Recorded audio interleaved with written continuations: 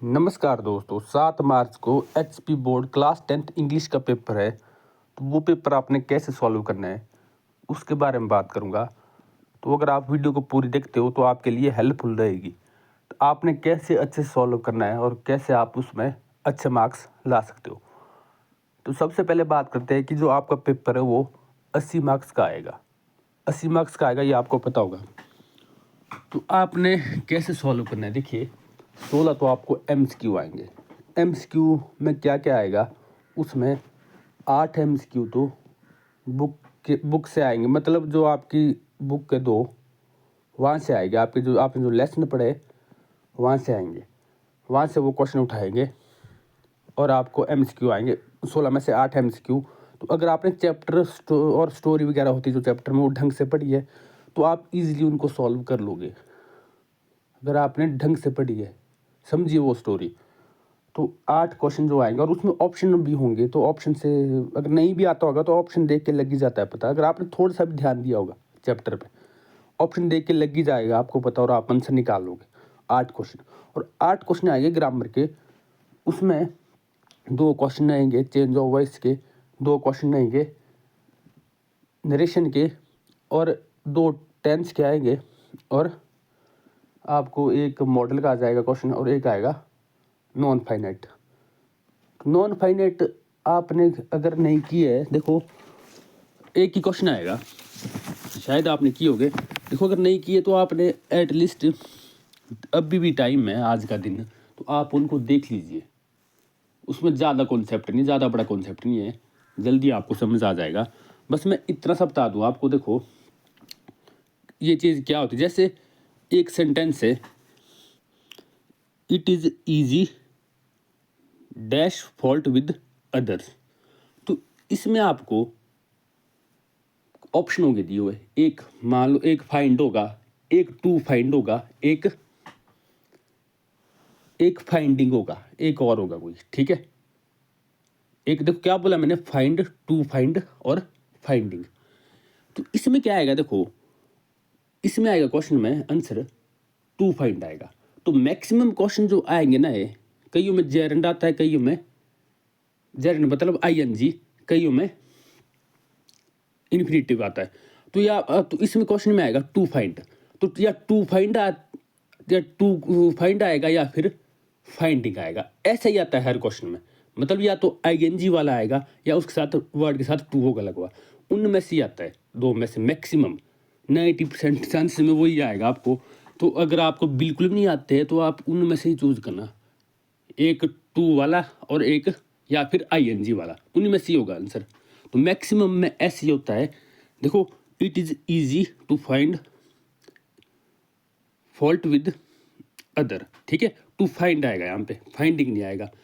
देखो कुछ होते हैं ना, मतलब आना इनमें से दो में से, कुछ वर्ड ऐसे होते हैं कि उनके साथ टू लगता है, टू के साथ आते हैं, और कई कुछ ऐसे होते हैं कि उनके बाद जो आता है वो आईएनजी में लगता है। जैसे जैसे मैं एग्जांपल देता हूँ आपको, my watch keeps on stopping.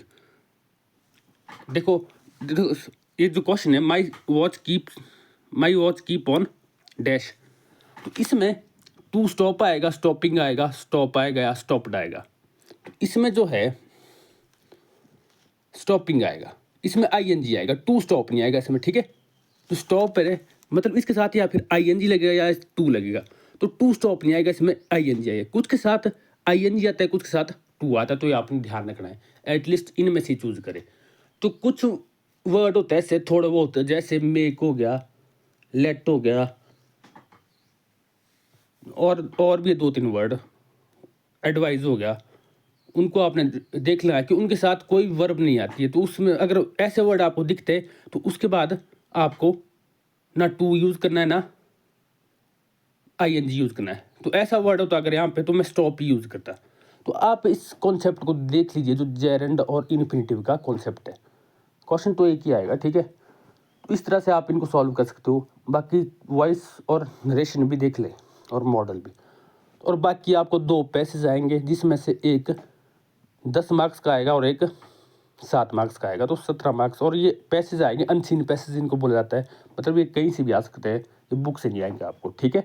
तो ये आपने करना है, ये आप इनको फ्री के मार्क्स मान सकते हो, इनमें अच्छे मार्क्स लाने हैं और उसको ध्यान से पढ़ना है, ऊपर को पैसेज को फिर आंसर करना है, ठीक है। अगर नहीं लग रहा है पता तो तब भी कुछ ना कुछ तो लिखना ही है, ऐसा नहीं कि खाली छोड़ दिया। ऊपर मिल ही जाएगा आपको कोई वैसा वर्ड जो आपको क्वेश्चन में दिख रहा है, ऊपर से देख कर लिख लीजिए, ठीक है। ऐसे खाली नहीं छोड़ना है उसको, बिल्कुल नहीं, सारे क्वेश्चन करने हैं। और बाकी जो आएंगे आपको एक सीन पैसेज आएगा, मतलब चैप्टर से आएगा, तो वो जो चैप्टर से आएगा वो आएगा ज़्यादा 2-3 चैप्टर तो देख ही ले, वो जो आपको फर्स्ट फ्लाइट जो आपकी बुक है उससे ही आएगा सीन पैसेज। उसमें कुछ चैप्टर है जैसे ग्लिम्पसेस ऑफ इंडिया है और नेल्सन मंडेला वाला है ये, और a letter to God, 3 chapter तो आप देख लीजिए, ज़्यादा चांसेस इनमें से ही है। जो ग्लिम्पसेस ऑफ इंडिया उसमें 3 स्टोरी है, तो उनको तीनों को पढ़ ले, और नेल्सन मंडेला वाला देख ले, और सेकंड था बोला मैंने आपको लेटर टू गॉड, इनको तो देख ही ले एटलीस्ट, ठीक है। जब दो फर्स्ट फ्लाइट बुक है आपकी, जो इसमें सीन पैसेज आएगा उसमें आपको चैप्टर का नाम भी पूछ सकते हैं और राइटर का भी, तो आप वो भी लर्न कर ले। और बात रही अब, चलो ये तो हो गया, अब एक पोइम आएगी आपको, पोइम भी आप 3-4 तो कम से कम देख ही ले, 3-4 पोइम। एक होगी how to tell wild animal, और एक है ट्री वाली पोइम है, एक ड्रैगन वाली, और एक डस्ट ऑफ स्नो और फायर एंड आइस। 4-5 पोइम कम से कम देख ले, क्योंकि उससे आपको स्टैंजा आएगा, वो आपको सॉल्व करना पड़ेगा।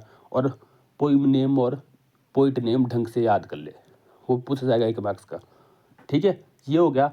बाकी जो आपको क्या बोलते एस्से और लेटर वगैरह आएंगे, तो एटलीस्ट एस्से आपको 4-5 ऐसे तो आने चाहिए, मेन तो याद कर ही ले, इनमें से एक पढ़ ही जाएगा। आपको कई ऑप्शन आएंगे ना, देखो दिवाली हो गया, एनवायरनमेंट पॉल्यूशन हो गया, और my aim in life, postman, house on fire, ठीक है। तो 4-5 तो आप कम से कम कर ही ले, इनमें से एक पढ़ ही जाएगा आपको। बाकी लेटर एप्लीकेशन वगैरह भी मेन है जो, वो 4-5 तो आपको आनी चाहिए, उनमें से एक आ जाएगी आपको, ठीक है। जब लेटर वगैरह लिखोगे आप, तो आपने एक चीज़ ध्यान रखनी है, जो आप ऊपर लिखते हो, जिसको आप लिखते हो लेटर, मतलब सेंडर, आप रिसीवर एड्रेस लिस्ट जो लिखते हो ऊपर, टू द प्रिंसिपल वगैरह, या आप कुछ भी लिख रहे हो, लेटर लिख रहे हो किसी को, ऊपर जो आप एड्रेस लिखते हो वो ढंग से लिखना है आपको। लेटर वगैरह एप्लीकेशन वगैरह आए चाहे ना आए, लेकिन वो जरूर लिखना है ऊपर। और लास्ट में जो लिखते हो आप अपना एड्रेस, वो भी ढंग से लिखना है, क्योंकि 6 मार्क्स का लेटर आएगा, और HP बोर्ड ने साफ बोला है कि स्टेप वाइज मार्किंग होगी। अब अगर बीच में आप चाहे कुछ भी लिखो, जो लिखते हो आप, आई बैक टू से दैट, वो आप चाहे लिखो ना, कुछ ना लिखो, अगर आप ऊपर भी लिखते हो रिसीवर एड्रेस और नीचे अपना एड्रेस ढंग से, तो आपको 1.5 मार्क्स का ऊपर है, 1.5 मार्क्स का वो नीचे, 3 मार्क्स तो आपको मिलेगी। बीच में चाहे आप लिखो ना, ठीक है। तो एटलीस्ट वो ऊपर तो लिखाएंगे, रिसीवर एड्रेस तो लिखाएंगे, और अपना एड्रेस, 3 मार्क्स उसी के मिल जाएंगे। बाकी बीच वाला वो 3 मार्क्स का होता है, ठीक है। इस तरह से आपको मार्क्स मिलेंगे। बाकी नोटिस भी आपने 3-4 तो देख लेना है, 3-4 क्या 5-6 तैयार कर ले। और नोटिस ऐसा होगा कि आपको ऐसा आ सकता है कि जो आपने पढ़ा ना हो, तो उसको बनाने की कोशिश करे, ढंग से बनाने की कोशिश करे, वो बन जाएगा, इतना डिफिकल्ट नहीं होता, ठीक है।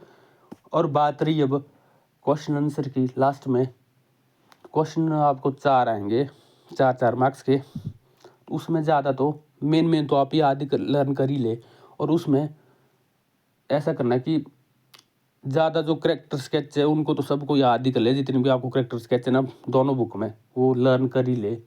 2-3 तो वही पूछे जाएंगे 4 में से करेक्टर स्केच, और उसमें भी आपको चॉइसेस दी जाएगी, तो कोई ना कोई तो आपको आ जाएगा, ठीक है। और 2 क्वेश्चन आपको 2.5 मार्क्स के आएंगे, वो ज़्यादातर पोइम से ही आएंगे, उसमें भी 4-5 ऑप्शन होंगे, उसमें से 2 करने होंगे, तो पोइम के क्वेश्चन भी देख ले, मेन पोइम के, ठीक है। तो इस तरह से आप अपना पेपर सॉल्व करें, खासकर इस नॉन फाइनाइट के टॉपिक को देख ले, ज़्यादा टाइम लगेगा इसमें। देखना कि कौन सी वर्ड के बाद टू यूज़ होता है, कौन से वर्ड के बाद ING यूज़ होता है, ठीक है। तो ये देख लीजिए, पर नहीं देखोगे तो एटलीस्ट ये ध्यान रखना है कि या तो ज़्यादातर, मतलब 90% चांसेस में ऐसा होता है कि या तो टू यूज़ होगा, उसके बाद नॉन फाइनाइट में टू होगा, टू वाला यूज होगा या फिर आईएनजी वाला, इनमें से चूज करना है आपने फिर। ठीक है, तो बाकी आपने पूरा पेपर अच्छे से करना है, ध्यान से समझना है, जल्दबाजी नहीं करनी है। तो मैं यही उम्मीद करता हूँ कि आपका पेपर अच्छा हो। All the best.